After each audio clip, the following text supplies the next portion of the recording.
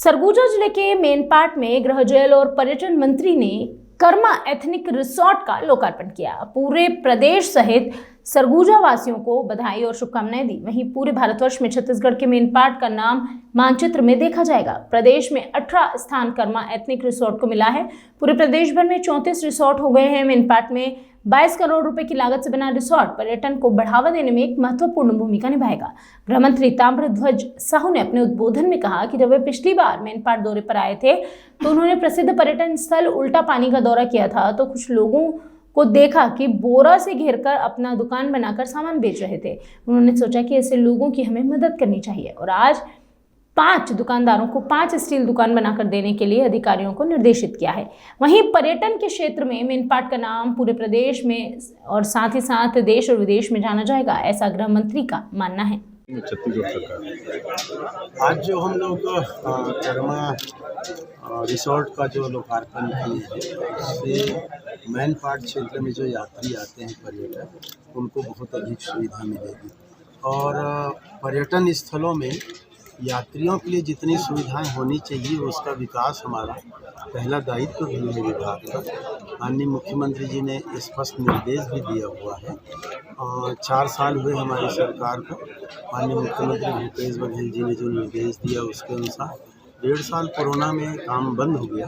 2.5 साल में जितना कर सके हम लोगों ने लगभग 13 स्थानों को 13-14 स्थानों को बहुत अच्छे से विकसित किए हैं। पूरे प्रदेश के लोग तो आ रहे हैं, पूरे देश से भी लोग आ रहे हैं। कुछ जगहों पर विदेशी यात्री भी अब आने लगे हैं। यात्रियों की सुविधा के लिए जितना जैसे सबसे पहला काम होता है मुख्य मार्ग से पर्यटन स्थल तक जाने के लिए सड़क। यात्री जब वहाँ उतरते हैं तो उनके लिए एक विश्राम के लिए रेस्ट हाउस या ऐसा रिसोर्ट हो, होटल हो, पानी की सुविधा हो, बच्चों के लिए गार्डनिंग की सुविधा हो, तमाम मार्केटिंग की सुविधा हो, ये सारी चीज़ें पर्यटन स्थल के लिए आवश्यक होता है और उन चीज़ों को हम लोग विकसित करना चाहते हैं। और राम वनगमन परिपथ जो माननीय मुख्यमंत्री जी का बड़ा काम है, उसके तहत हर जगहों पे इन चीज़ों को प्राथमिकता क्रम से हम लोग कर रहे हैं। दुकानें एक डिज़ाइन की बनेंगी, गेट एक डिज़ाइन का होगा, साइनेजेस लगेंगे सड़कों में वो एक डिज़ाइन का होगा। तो इस तरह से नया कॉन्सेप्ट को लेकर के हम लोग अभी चल रहे हैं। राम वनगमन पथ में 9 जगहों को हम लोग विकसित कर रहे हैं और उसी तरह प्रसाद योजना के तहत अभी मैंने कहा डोंगरगढ़ में बहुत बड़ा काम चल रहा है। फिर उसके बाद बौद्ध सर्किट के तहत हमारा सिरपुर आएगा जिसमें 60-65 करोड़ की लागत से काम करेंगे। तो पर्यटन स्थलों को विकसित करने के लिए बहुत कुछ करने की ज़रूरत है। अभी हमारी सिर्फ हम ये कह सकते हैं कि ये शुरुआत है। 2.5 साल के काम में हम लोगों ने एक शुरुआत की है, बहुत ज़्यादा काम करने की आवश्यकता है। पर्यटन के साथ आपने एक बात कही कि क्षेत्र का विकास होगा, लोगों को रोजगार के साधन भी। हाँ, जैसा कि मैंने पहले बताया, जब वो यहाँ लोकल मेड जो होता है, हस्तशिल्प होता है, अलग अलग चीज़ें बनती हैं अलग अलग क्षेत्रों में, तो उसकी भी दुकानें लगेंगी तो रोज़गार बढ़ेगा।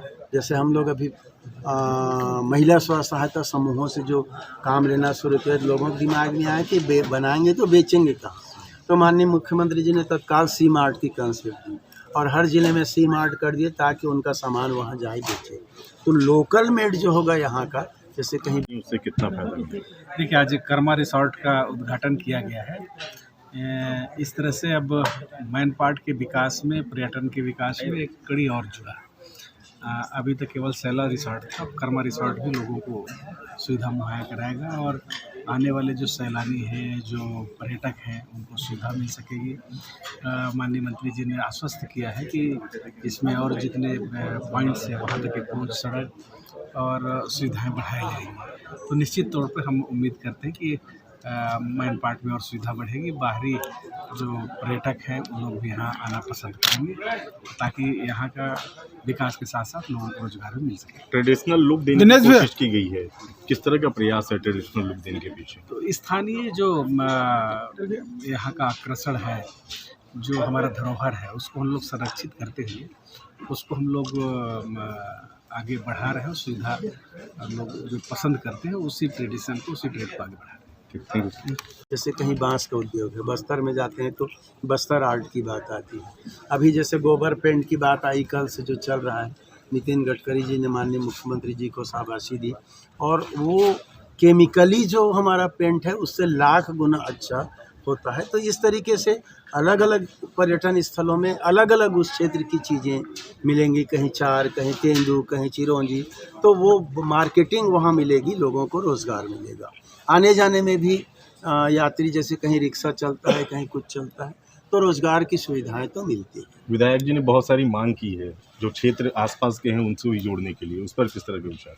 अपने विधानसभा क्षेत्र के लिए तो हमेशा लगे रहते हैं अमरजीत जी, और मुझे अच्छा लगता है कोई जनप्रतिनिधि जब अपने क्षेत्र की जनता, जिन्होंने उन्हें आशीर्वाद दिया है, जिताया है, उनके दुख कैसे दूर हो, उनकी तकलीफ़ें कैसे दूर हो, उनकी सुविधाएं पब्लिक को हम कितना अधिक से अधिक दे सकते हैं, ये जागरूक जनप्रतिनिधि का सबसे बड़ा प्रमाण है। और अमरजीत भाई लगातार इसमें लगे रहते हैं, मुझसे फ़ोन से भी बात करते हैं, उनका नोट शीट भी लगातार आते रहता है, विधानसभा में मिलते हैं तब भी वो चर्चा करते रहते हैं। तो ये बहुत अच्छी चीज़ है, उनमें ये खूबी मैंने देखी है।